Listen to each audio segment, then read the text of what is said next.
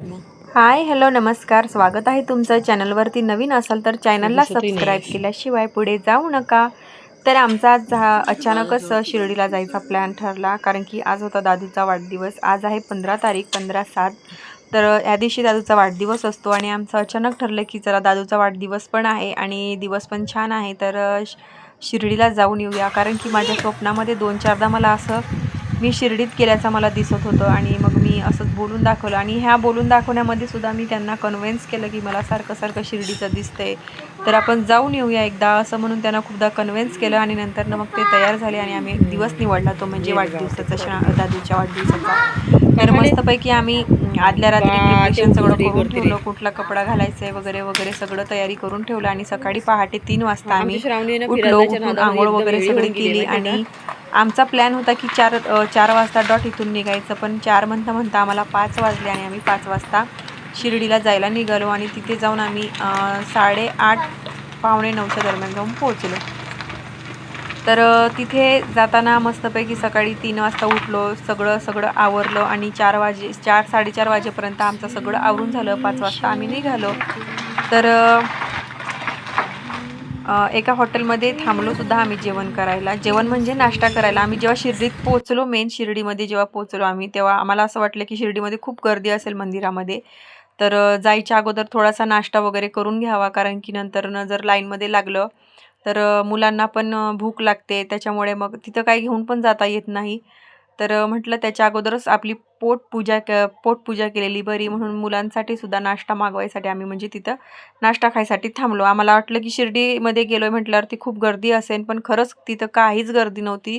पूर्ण झिरो इतकी गर्दी होती, काहीच गर्दी नव्हती. कारण की ह्या 10 वर्ष अगोदर मी शिर्डीला आले होते, जेव्हा माझी श्रावणी एक 4-5 महिन्याची असेल तेव्हा मी शिर्डीला आले होते. आणि तेव्हाची परिस्थिती पाहता आता शिर्डीमध्ये काहीच गर्दी नव्हती, पूर्ण शून्य गर्दी, इतकी गर्दी, काहीच गर्दी नव्हती.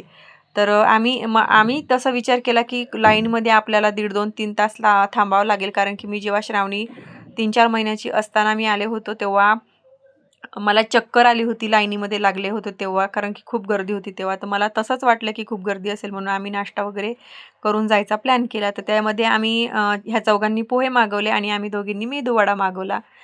तर मेदूवडा मागवल्यावर श्रावणीचे एक्सप्रेशन बघा की मम्मीनी काय मागवलं आणि मला काय पोहे भेटतायत म्हणून. तिचं असं हे झालं की अरे देवा, मी काय मागवलं, मला पण हे नाही खायचंय, पण उगं पप्पाच्या नादामध्ये येऊन मी पोहे मागवले आणि हे पोहे वारले खायला लागत आहेत. तर तिच्या मनामध्ये असं होतं की मला मम्मी कधी बोलवते, आणि खरंच तिच्या मनातलं ओळखलं मी. तर दादूचे जे पोहे होते ते मम्मीने खाल्ले आणि हिचे पोहे मी खाल्ले आणि आमच्या दोघांचा मेदूवडा ह्या मॅडमनी खाल्ला.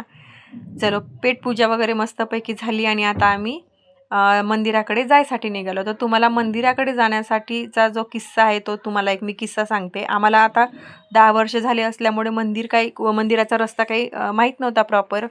तर आम्ही असंच एका माणसाला तिथं विचारलं, हॉटेलच्या बाहेर उभा असलेला, की मंदिर कुठं आहे बा म्हणून. तर हा बघा, हा चष्मेवाला दिसतोय का, ह्या माणसाला फक्त विचारलं की दादा मंदिर कुठं आहे. तर आता आम्हाला पण असं वाटलं की बिचारा चांगला आहे, आम्हाला मंदिर दाखवतोय आणि मंदिर दाखवायसाठी स्पेशल तो आमच्यासोबत चाललेला आहे. तर खरं सांगायचं म्हटलं तर तो आमच्यासोबत येतोय त्याच्या दुकानाचा हे करायसाठी. खरंच शिर्डीमध्ये इतकं लुटतात. जेव्हा 10 वर्ष अगोदर मी शिर्डीमध्ये आले होते तेव्हा आम्हाला असं म्हणजे एवढं काही पाहायला मिळालं नाही असं. आता शिर्डीमध्ये खूप प्रोग्रेस झालेली आहे, दुकानं झाले भरपूर वगैरे, असं डीमार्ट्स हे ते सगळं झालेलं आहे. शिर्डी खूप प्रोग्रेस झालेली आहे. पण ह्या माणसाची एक कमालच आहे. ह्या माणसाचा तुम्हाला किस्सा सांगते. तर आम्ही हॉटेलमधून जसं बाहेर निघालो तसं तो कंटिन्युअसली आमच्यासोबत होता, आमच्यासोबत बोलत होता. आम्हाला असं वाटलं की सहजच असेल. तर ही त्यांची हे आहे. आता हा बघा, हा सुद्धा माणूस आहे इथं, त्या गाडीच्या त्या साईडला माणूस हा बघा उभा आहे.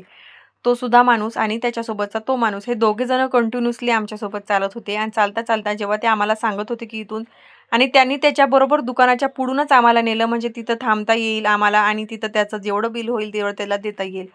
तर तो त्याच्या दुकानापुढून आम्हाला त्या शिर्डीच्या मंदिरामध्ये न्यायसाठी निघाला. आणि आम्हाला पण माहीत नसल्या कारणामुळे आम्ही पण त्याच्या मागे मागे गेलो, कारण की आम्हाला असं वाटलंच नाही की तो काहीतरी वेगळं करेल बा म्हणून.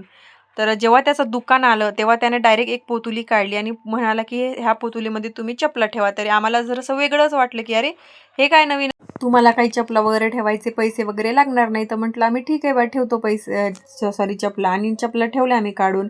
आणि त्यांनी हातामध्ये डायरेक्ट 500 रुपयाचं बिल दिलं. म्हटले हे एक तुम्हाला सामान घ्यावं लागेल, हे शिर्डीच्या साईबाबाला अर्पण करावं लागेल, ही चादर हे ते सगळं करून आम्ही त्यांना जबरदस्तीने नाही म्हणत होतो, तरी त्यांनी आमच्या हातामध्ये खरंच ठेवलं.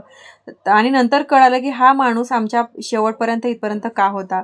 तर खरंच असा हा नाही का एकदम स्कॅमच म्हणावं लागेल ह्याला करतात. तर असो, जाऊ दे आता, गेले तर गेले. तर चला भेटूया नेक्स्ट व्लॉगमध्ये.